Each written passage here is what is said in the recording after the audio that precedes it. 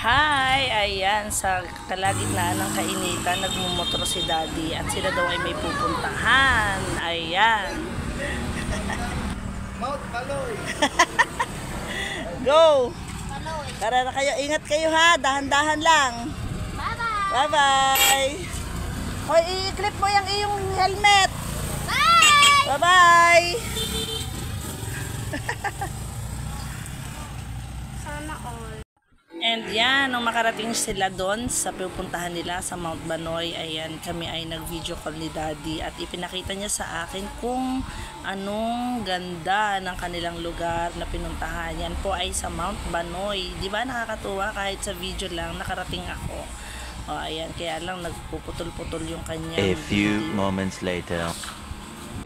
And ayun na nga, ayan, ipinasyal niya ako dito sa Mount Banoy. Siguro sa susunod ako makakasama dyan. Ayan, video lang si Daddy. Napakaganda ng lugar at napakalamig daw nung place. Kahit sobrang tirik ng araw ay talagang napakalamig. Ayan, kasama niya yung mga kasama namin dito sa trabaho. Ayan, o diba ang ganda ng place na yan, kaya kung gusto nyo pumasyal dyan, go lang kayo. At talagang ang sabi nila mas maganda daw pumunta dyan ng maaga. Lahat ng pagsubok may dahilan. Lahat ng paghihirap may katapusan. Lahat ng problema may solusyon. Lahat ng pagbagsak may pagbangon.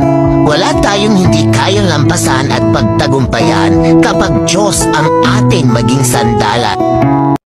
So yan, nakinig ba kayo dun sa quote natin? Ayan.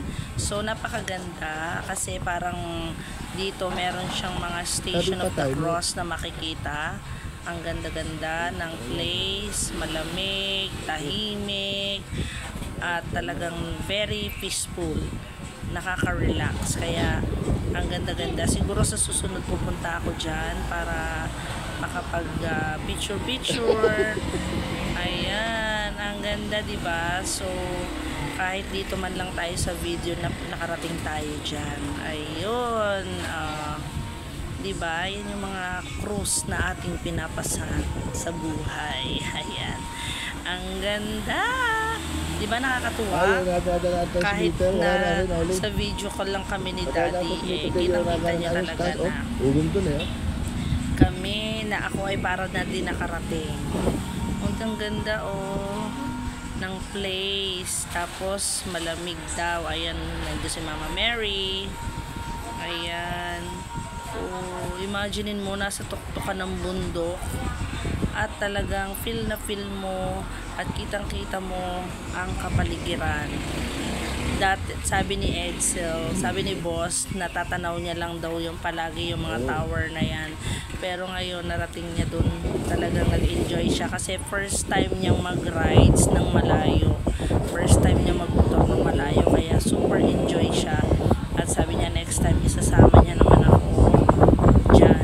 Kasi si Kamiko nakapunta na dyan, kasama siya ng kanyang mga pinsan. So ako lang hindi nakakarating. At saka si Kuya.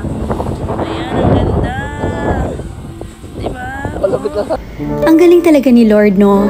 Marami tayong gusto, pero hindi natin nakukuha. Marami tayong plano, pero hindi natin nagagawa. Tapos biglang may magandang bagay na dadating. Alam mo kung bakit? Kasi His plan is better than ours.